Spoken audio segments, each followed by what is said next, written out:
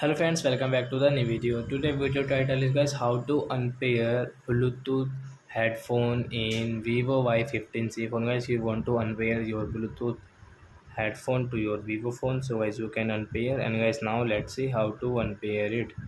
So guys, first of all open your phone setting to unpair it, and guys scroll it. Guys, come on Bluetooth and devices. After guys click on Bluetooth, and guys you can see this headphone. Guys, we have pair. Now we will unpair. Setting option click and guys click on forget. So with this Bluetooth headphone, guys, you can pair unpair in your Vivo phone. So I hope friends you have understood how to unpair Bluetooth headphone in Vivo phone. So that's it guys, thanks for watching our video. Now we will meet on next video with new topic. If you know guys, please go and like and subscribe my channel. Bye bye friends.